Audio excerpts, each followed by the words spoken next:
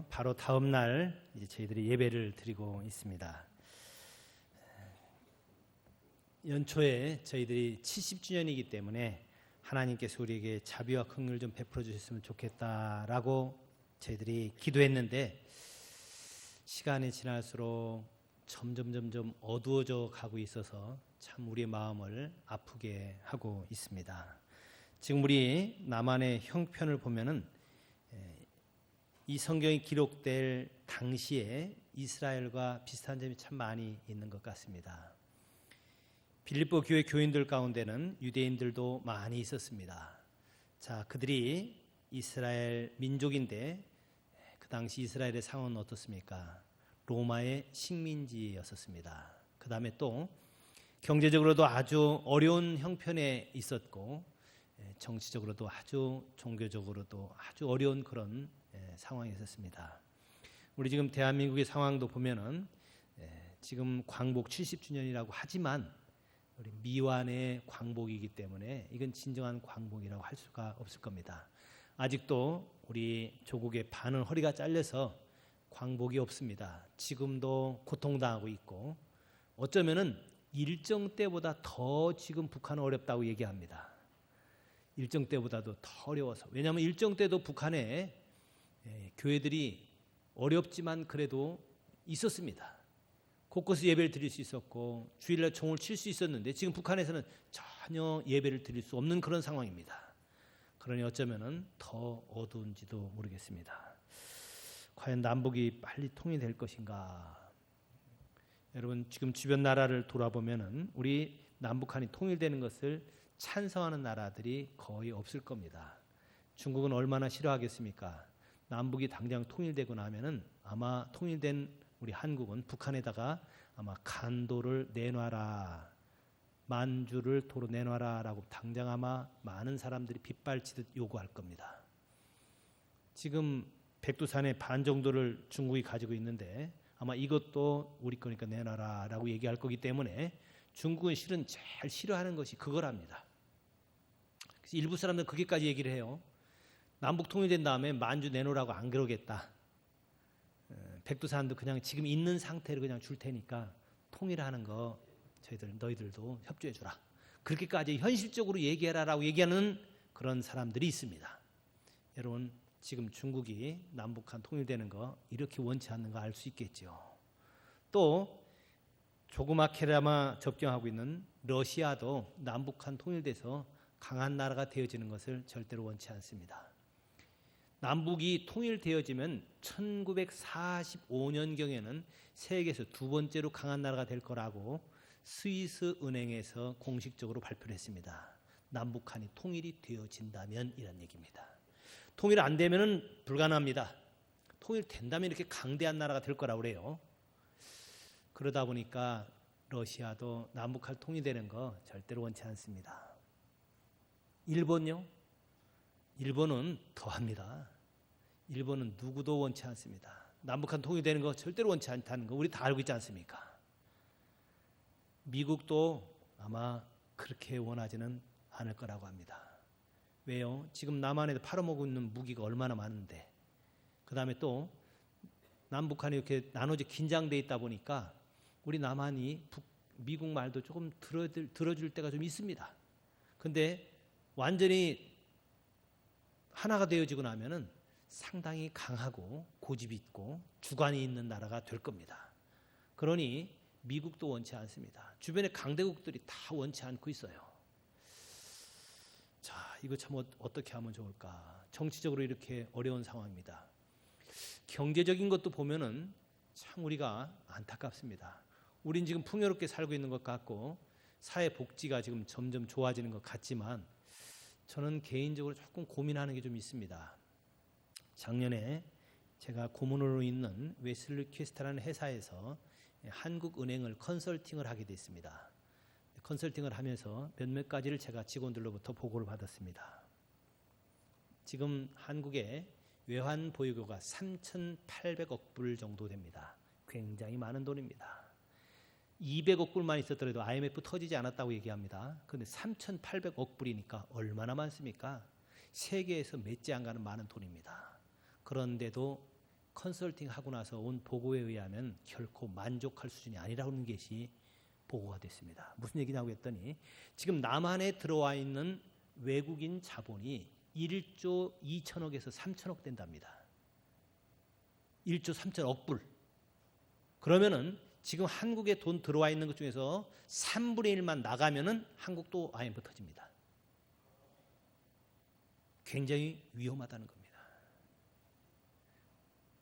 그래서 절대로 지금 만족할 만한 상황이 아니라는 겁니다.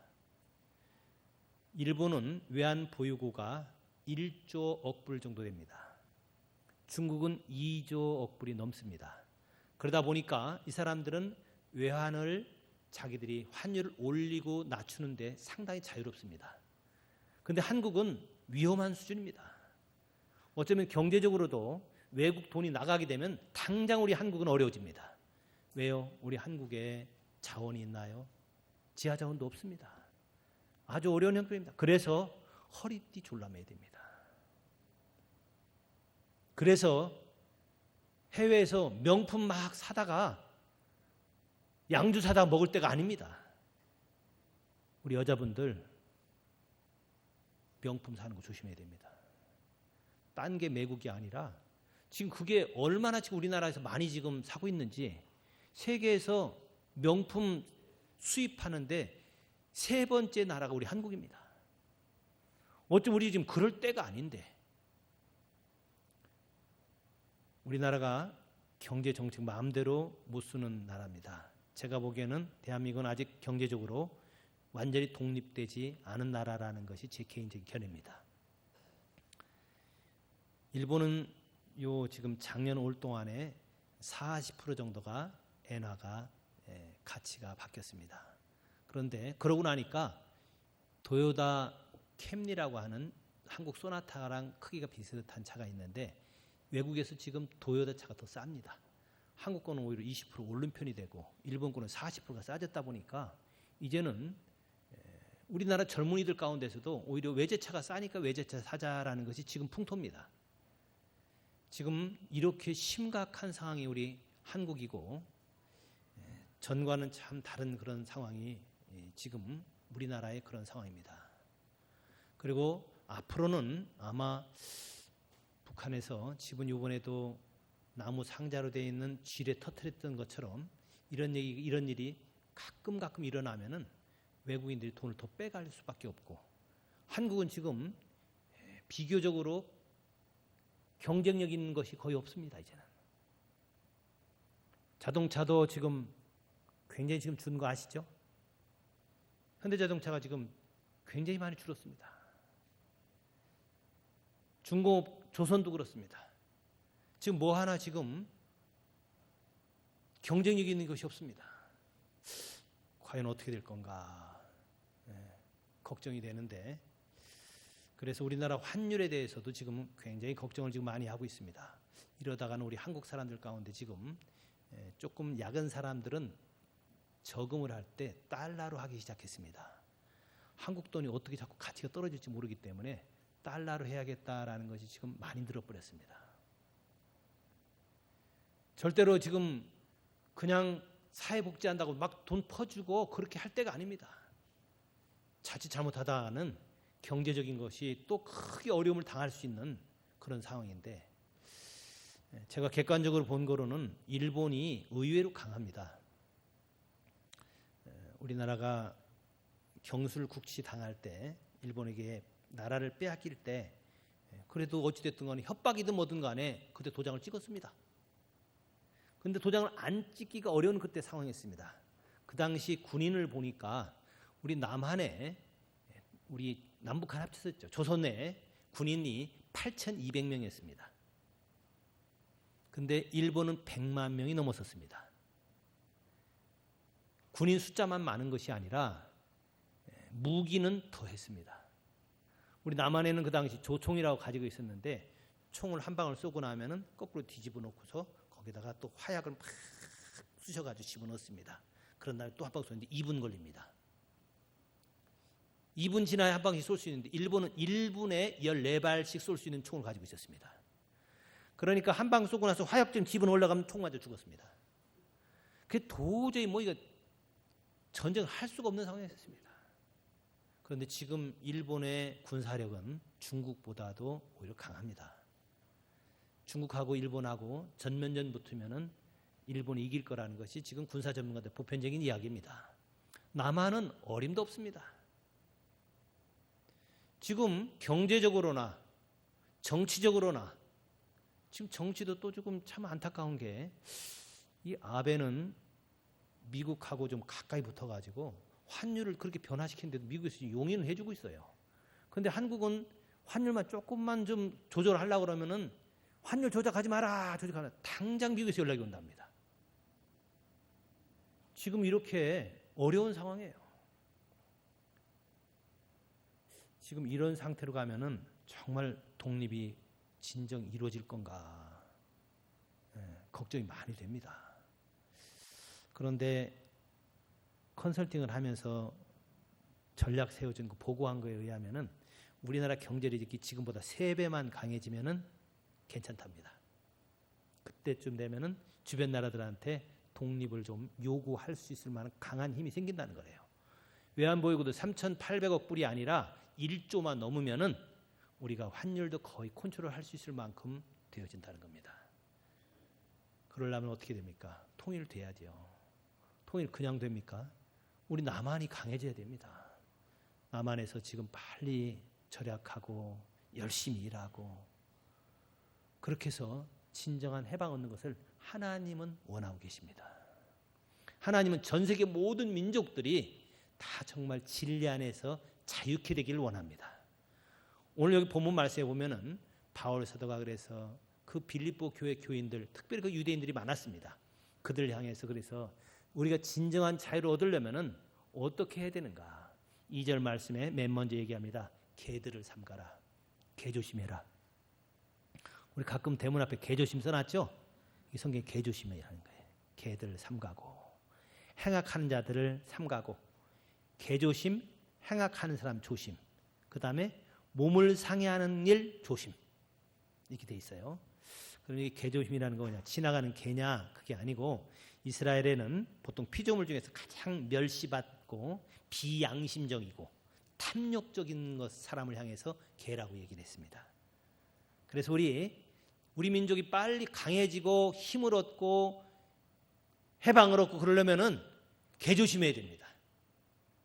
개가 물을까 봐 조심하는 것도 있지만 내가 개가 되지 않도록 조심해야 되겠죠. 뭐겠습니까? 비양심적이고 탐욕적이고 자기만 잘 되려고 하는 것. 나라에 어떻게 된 간에 나만 잘 먹고 잘 살면 된다. 이거 아니죠. 그래서 자기만 잘 살면 된다라는 거 이거 군대 안 가려고 그런다든지 군대 갈 때도 편한 자리 가려고 그러든지 그럼 안 되지요. 제가 지난주에 공주 가서 집회를 하는데 이상하게 첫째 날 지나고 둘째 날 아침에 어떤 형제가 군대를 간대요. 그래가지고 군대 간데 몇 시까지 논산에 입대하는가 했더니 2시까지 입대하는데 그때 아침 집회를 10시부터 했습니다. 집회 끝나고 가면 안 되는 거예요. 그러니까 집회 참석했다가 설교하기 전에 가야 된다고 하면서 집회 시작할 때 나와서 기도해달라는 거예요. 앞으로 쭉 나오더라고요. 그래서 제가 기도를 해줬습니다. 뭐라고 해줬겠어요? 하나님 아버지, 기왕 군대 가는 거 가장 어려운 자리 가게 해주시고 남들이 안 가려고 그러는 전방에 가게 해주시고 남들이 안 하려고 하는 힘든 자리 맡아서 나라와 민족을 위해서 충성하게 하여 주시옵소서. 나중에 그래요. 괜히 기도가 듣네. 그래서 붙잡아 놓고 또 얘기했습니다. 너 어차피 군생활 할 건데 나라와 민족을 위해서 희생하고 봉쇄되지 않느냐. 바꿔서 얘기하면 너 개 되지 말란 얘기예요. 개처럼 자기만 편하게 자기만 탐욕적으로 그런 거 하지 말라는 거죠. 여러분 우리나라에 개가 많으면은 통일 안 됩니다. 해방 못 얻어요.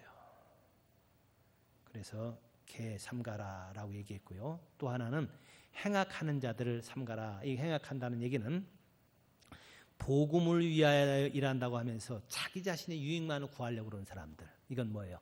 신앙생활 하면서도 그저 예수 믿고 천국만 가면 된다라고 하고서 여기 있는 동안에 자기 유익만 구하려고 그러는 거. 하나님으로부터 복만 많이 받아가지고 나만 잘 먹고 잘 살려고 하는 것. 이거 행악자고 바로 개조심하라는 그런 얘기입니다. 또 하나 몸을 상해하는 것을 삼가라라고 했는데 옛날 성경에는 손할례당을 삼가라라고 돼 있었습니다. 몸을 해하는 거 삼가는 거 뭡니까? 그저 할례만 받으면 남자들 포경수술이죠. 포경수술 받으면 자기가 건강하고 하나님이 아브라함에게 할례 받으라고 했으니까 난 다 됐다라고 하는데 여러분 원래 할례의 의미는 마음의 할례를 얘기하는 겁니다.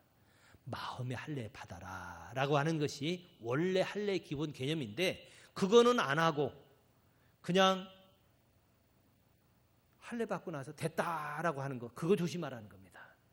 어쩌면 우리 교인들 가운데서도 이런지 모릅니다. 저부터도 정말 개를 삼가야 되는구나. 행악을 삼가하고 손할례당을 삼가해야 되는구나.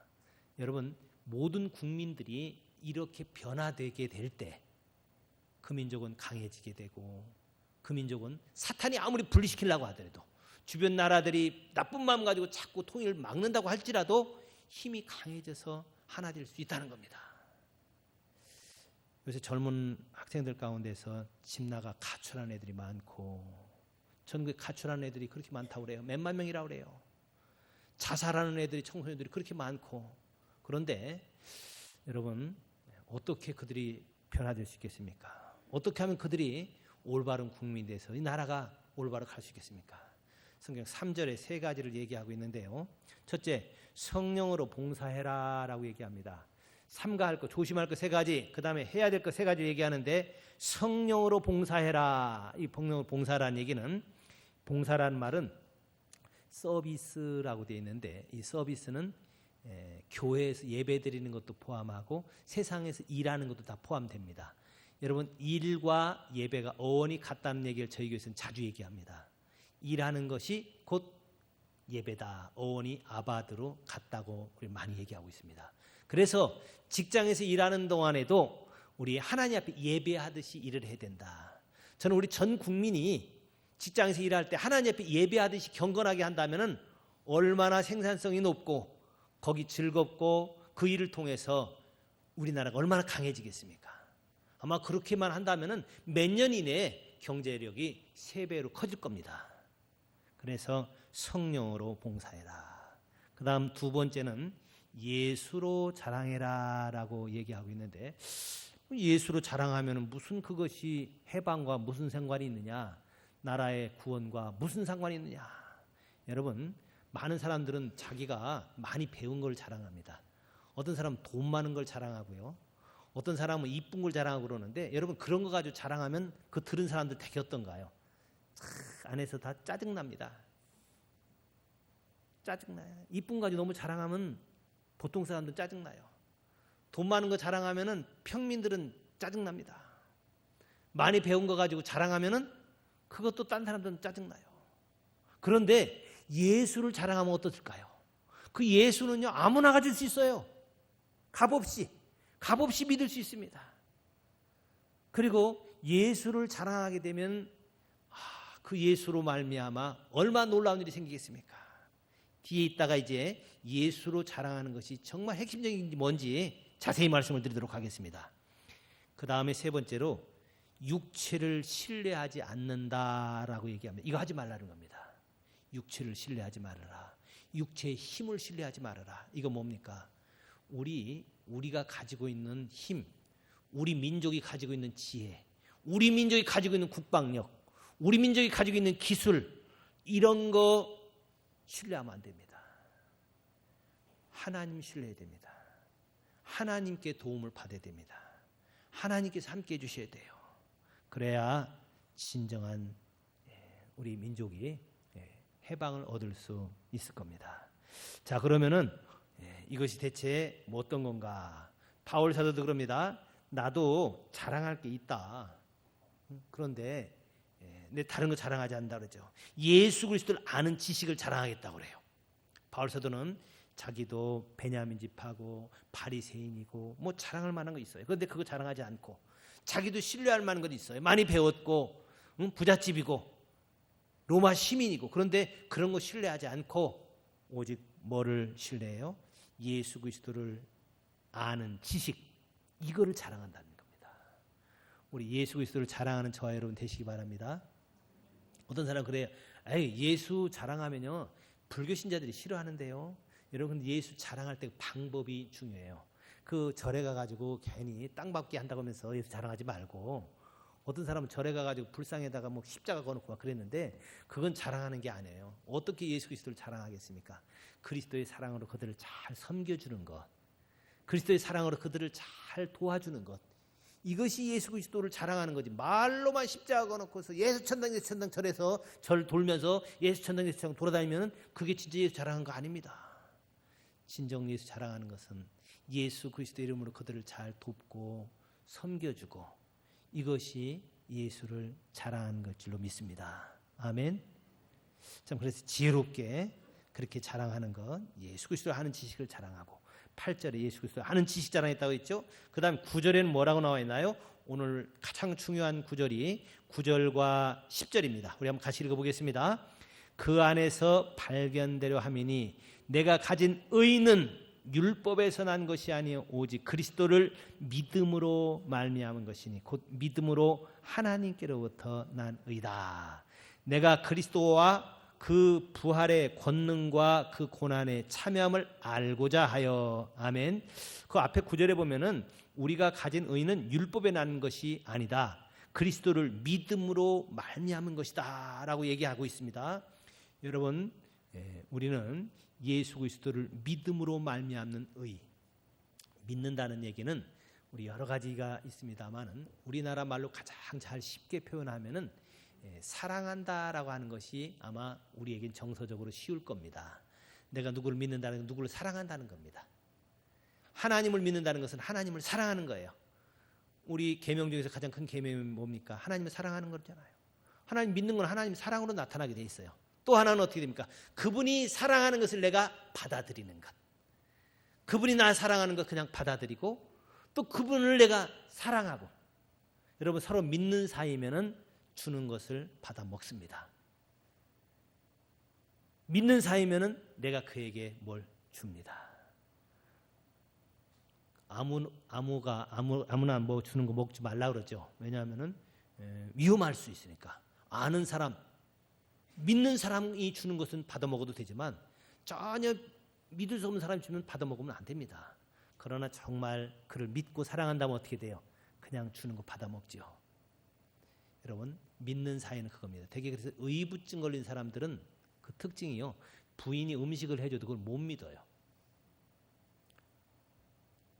여기 음식을 남편에게 줬는데도 만약에 그걸 못 믿어서 여보 당신 한 숟갈 먼저 먹어봐, 그런다면 얼마나 정말 비참하겠습니까?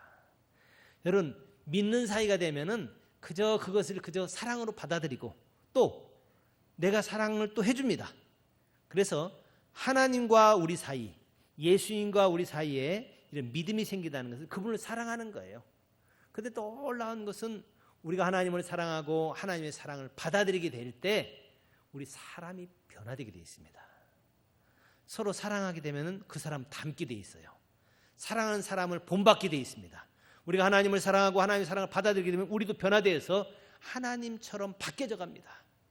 여러분, 우리 모든 민족이 하나님처럼 바뀌어진다면, 하나님의 마음을 갖고 예수 그리스도의 마음을 갖고 하나님과 같은 사랑과 공의로 이 세상을 산다면 이 세상이 어떻게 변하게 되겠습니까? 그 가정은 화목한 가정이 될 것이고, 그가 섬기는 교회는 정말 사랑이 꽃피는 교회가 될 거고, 그 민족은 어떤 민족이 되겠습니까? 여러분, 그래서 예수 그리스도를 믿는 것이 얼마나 올바른 의인지, 그래서 하나님은 예수 그리스도를 믿는 것을 의롭다고 여겨준다라고 얘기합니다. 이 믿음을 가지고 있으면은 민족도 초월하는 것을 저는 주변에서 많이 들었습니다. 여러분, 우리 일정 때 일본이 우리나라를 침략했을 때 그것을 목숨 걸고 반대했던 사람들이 많이 있다는 건 아시죠? 어떤 사람들입니까? 일본의 크리스찬들이었습니다. 일본의 크리스찬들은 플랜카드를 걸어놓고 남한 한국 침략하지 말아라, 조선을 침략하지 말아라, 옛날에 백제가 우리 일본을 도왔다, 백제에서 많은 문물을 넘겨줬고 그랬는데 그렇게 하면 안 된다. 힘 있다고 약한 나라 그렇게 죽이고 뺏고 그러면 안 된다. 일본에 있는 기독교인들이 그렇게 했습니다. 그런데 그들이 그런 마음이 어디서 생겼겠습니까? 예수 그리스도를 믿으니까, 하나님을 믿으니까 하나님의 마음을 갖게 됐고, 하나님이 그들에게 하라는 대로 하고, 하나님이 그들에게 요구하는 것을 그대로 순종해서 그런 일이 일어났었습니다. 우리 민족이 예수 그리스도를 믿는 그 믿음을 갖고, 그 다음에 참 그 믿음을 갖게 되면은 예수 그리스도로 자랑하게 되어 있는데 어떤 일로 드러나는가? 10절 말씀이 있습니다. 내가 그리스도와 그 부활의 권능과 그 고난에 참여함을 알고자 하여. 우리 예수 믿는 사람들은 그리스도가 부활했다는 것 믿는 것만 가지고는 안 됩니다. 여기 10절에는 내가 그리스도와 그 부활의 권능에 참여한다는 겁니다. 따라합시다. 부활의 권능에 참여한다. 다시 한번 합시다. 부활의 권능에 참여한다. 참여하는 것이 뭡니까? 부활의 권능이 내 안에 있다는 겁니다. 어떻게 가능하겠습니까? 부활하신 예수님께서, 시간과 공간을 초월할 수 있는 그분께서, 다른 모양으로 부활하신 그분께서 우리 안에 들어와서 역사하는 겁니다. 일하는 겁니다. 제가 기독교인들 가만히 보면은 부활을 믿는다고는 얘기 안 하는데 부활의 주님이 자기 안에서 역사하는 것에 대해서는 무관심합니다. 진짜 부활을 믿는 건 뭐예요? 부활하신 주님께서, 하늘과 땅에 있는 모든 권세를 가지고 계신 그분께서 내 안에서 살아서 역사해 주시는 것, 이것이 부활의 권능을 믿는 겁니다. 이것이 부활의 권능이 그 안에서 역사해서 그것이 참여하는 겁니다. 부활절 때 계란 먹고 그냥 헌금 내는 것이 부활을 믿는 것이 아니라 진짜 부활을 믿는 것은 부활의 권능이 내 안에서 역사하는 것. 부활의 예수님께서 내 안에서 역사하셔서 그 권능이 나타나는 것.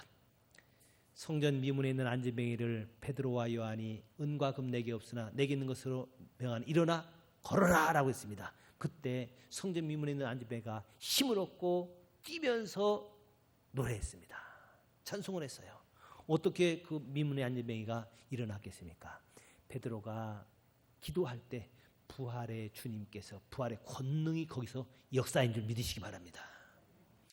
여러분, 부활의 권능이 예수님만 부활했고 나는 부활의 권능과 관계없다면 아무 소용이 없습니다.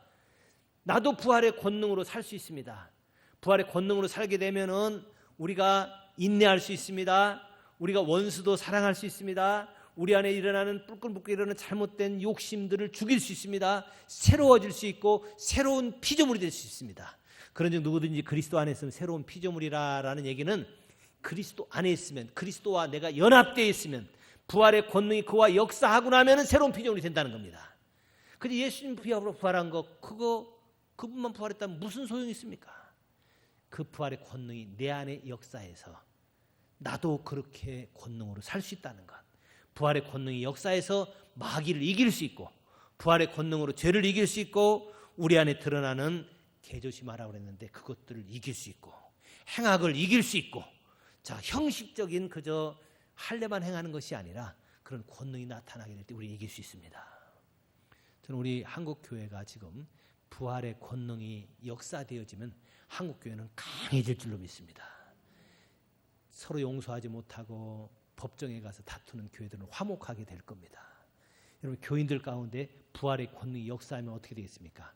타락한 자기에 있는 옛 사람과 이 성품을 다 잠재우고 주님이 그 안에서 역사해 줄 거예요.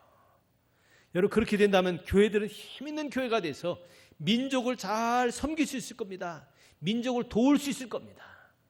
여러분, 동독과 서독이 통일될 때 가장 큰 역할을 누가 했다는 거 여러분 아시지 않습니까? 독일 교회가 했습니다. 독일 교회는 그 힘의 능력으로 강해져서 그 당시 서독에 있는 교회들은 자기들이 절약을 하고 돈을 아끼고 해가지고 그 당시 동독에 있는 교회들을 물질적으로 많이 도왔습니다. 가끔 목사들이 가면은 거기 가서 방문해가지고 돈으로 많이 돕고 거기서 구제가 많이 일어나게 됐습니다. 믿는 사람들이 그것을 통해서 힘을 얻게 됐습니다. 여러분, 교회가 먼저 이렇게 하나 되어질 때, 교회가 큰 힘을 발하게 될 때 동서독이 통일된 것처럼 저는 우리 남한에 있는 교회도 부활의 권능이 교회 안에 역사하게 된다면은 먼저 무엇부터 나타나겠습니까? 탈북자들을 잘 우리가 사랑하는 일이 생길 겁니다. 지금 탈북자들이 2만 3천 명 정도가 지금 남한에 와 있는데 많은 직장들이 탈북자들을 안 써주려고 합니다. 그리고 그들과 결혼도 잘 안 하려고 합니다. 또 그러면서 그들을 잘 뭘 가르쳐주고 도와주려고 그러는 것보다 오히려 괜히 와가지고 우리 남한에 세금 축내네 하면서 오히려 싫어하는 사람들이 많다는 겁니다. 중고등학생들한테 물어보면은 통일을 원치 않는다고는 학생들이 반이 넘는다고 그러잖아요. 왜 싫으냐라고 얘기하면은 그들 통일되면은 아예 북한의 그 사람들 도와야 되기 때문에 경제적으로 우리 어려워지잖아요. 세금 많이 내야 되잖아요. 그래서 싫다고 얘기한답니다. 여러분 이런 욕심을 어떻게 이길 수가 있겠습니까? 이런 욕심 통일대가 좀 힘들더라도 우리 쌀밥 못 먹고 보리밥 좀 먹더라도 통일된 다음에 같이 고생하면서 우리 해야 된다라고 생각 갖는 거 이거는 주님의 마음 아니고는 가질 수가 없습니다. 부활의 주님께서 그 권능을 우리 안에 역사해 줄 때 그분이 우리 안에서 능력으로 일해 줄 때 우리는 변화될 수 있고 이제 우리 민족은 하나 될 수 있을 겁니다. 하나님께서 우리 민족이 원하는 것은 빌립보 교회가 분단 서로 나눠져 있고 싸우고 이럴 때 이렇게 부활의 권능이 너희들이 역사하면은 너희들이 그렇게 될 거다. 부활이 너희들한테 이런 일들이 이루기를 원한다라는 것처럼 부활의 능력이 함께하면은 이 민족이 온전한 광복을 갖게 되고 하나가 되어질 것이고 그 힘이 교회 안에서 나타날 것이고 각 가정 안에서 나타날 줄로 믿습니다. 최고의 지식, 최고의 의의를 통해서 이 민족이 속히 진정한 광복을 얻을 수 있도록 하나님 앞에 믿음으로 나아가는 저와 여러분이 되시기 바랍니다. 기도하겠습니다. 우리 이 민족을 위해서 한번